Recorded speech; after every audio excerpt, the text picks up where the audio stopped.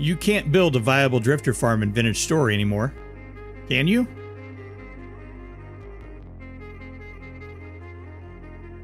Hey, welcome back everybody, this is Shino, and we're back on the Rusty Gears SMP server. Hope you're doing well. I'm doing good. We have been doing some building over in the industrial area, or not in the industrial area, in the Southtown area. We're going to be spending a little bit of time here in the industrial area because I've got a new project that I want to work on. I would like to have a mob farm over here, a drifter farm, something that we can go into, not necessarily a storm shelter, but something we can go into and harvest drifters just, you know, whenever we need to. This would be a good chance for us to get additional temporal gears, it gives us a chance to get some additional flax, and all the good stuff that comes from it. Now, are drifter farms viable in Vintage Story? Well, the answer to that used to be yes. I had a drifter farm that I had built prior to 1.18, and it seemed to work pretty good. I could go and I could sit into it for, you know, a couple hours, and I could get quite a bit of flax and some gears and all that fun stuff. But along came 1.18, and the mechanics changed. So I used to use water to move mobs down to a collection area. Well, that doesn't work anymore, and that's because they can still be moved by water laterally, but they don't get pulled up anymore like they used to. So you can't use a mob evader like I did in my previous design. Second thing that's changed also is that now we have we can flood blocks. So now there's no blocks in the game that I've been able to find that we can use to prevent water, or prevent water from going to where we don't want it to go. So that again kind of defeats the idea of the mob evader. So how do we fix these problems? Well, I think the first thing we need to do is sit down and kind of plan out and look and say, hey, what is it that we need and what is it that we want? And let's take care of our needs, and then we can see if we can add in the wants into it. So let's talk about some of the things that we're going to need from this farm. One, location. Location does need to be close by to the industrial area, and that's because I'm working on a centralized transportation system for all the drops that we get. So that way I can have items that are collected over here that end up going into the storage area, and things that are coming out of here that go into the storage area, right? And so the same thing needs to happen with the mob farm. When we put it over here, when we get done harvesting mobs, we need those drops to go into our central storage area. Another thing to look out for is temporal instability. We can't be in an area for a long period of time where we're temporally unstable. So we need to find an area where temporal stability, even going down to the mantle, is pretty decent. You know, we're probably not going to find an area where it's at 0, but we can probably find an area where we kill mobs at that level, we gain more stability than what we lose. So the idea is I need a centrally located mob farm where I can harvest drifters, not only during storms, but also just every day. And I need to be able to centrally collect them into one location where I can unalive them without taking any damage myself. That's a tall order, but I think I may have a solution. So over in this area of the industrial park, you'll see I've got these little pillars set up. And that's because I found an area right here that if I go down to the mantle, all the way down, you're going to see that my temporal stability doesn't start decreasing until we get right about here, around 76. Well, we can keep going down. You're going to see it's not going to decrease much faster. As we go farther and farther down and we get near the mantle, we're still going to be losing stability, but not at a really high rate. So I think this is going to be a good centralized location for the mob farm. Now, this mob farm needs to work not only during storms, but also without storms. So that means we're going to have to make sure that we have an area up here where when mobs form during the storms, then we'll be able to harvest them up here.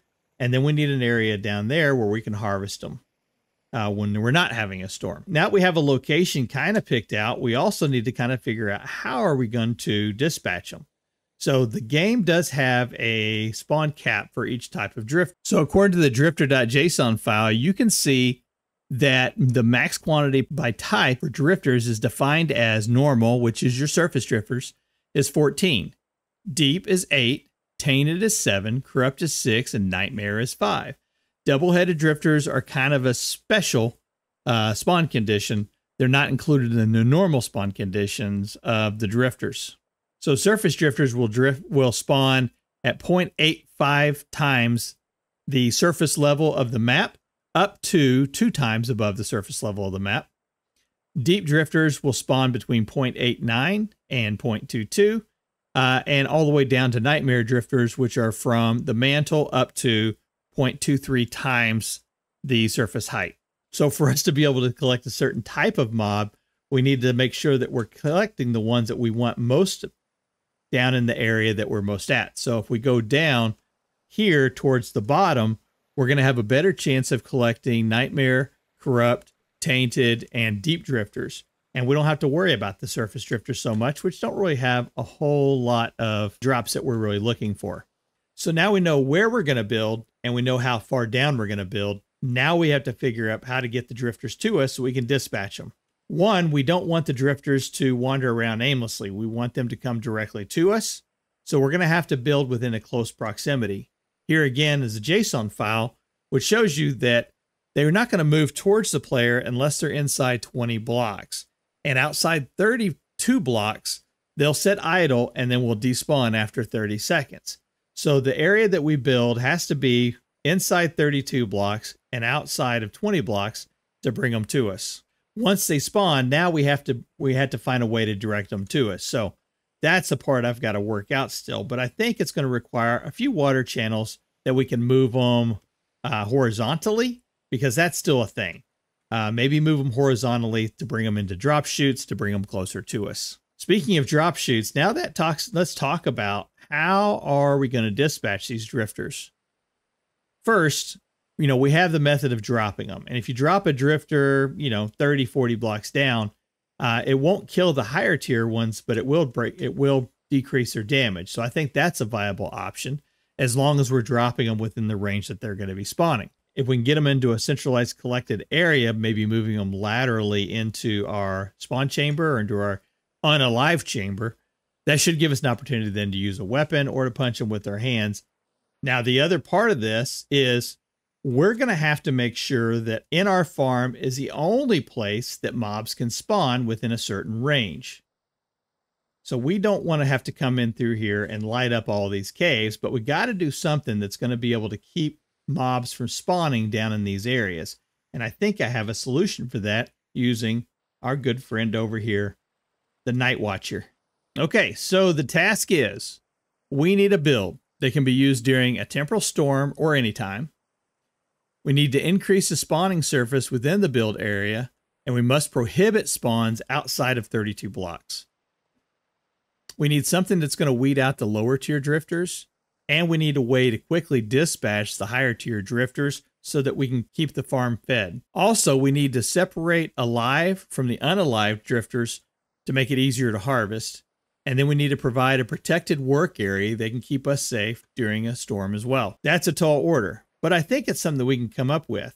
So if you see here in this area, I've created a couple of pillars that identifies how big I want this farm to be. So what we need to do now is dig one ginormous hole all the way down to mantle around this area. That is a tall order. So here's what I'm coming up with. I have an area here that goes all the way down, and I need to have a perimeter around this area that we can control spawning in and create spawning areas. So I've got an area where I've dug out where I put these pillars that are 25 blocks away from that central point in all 4 directions. So I think it's time we get started.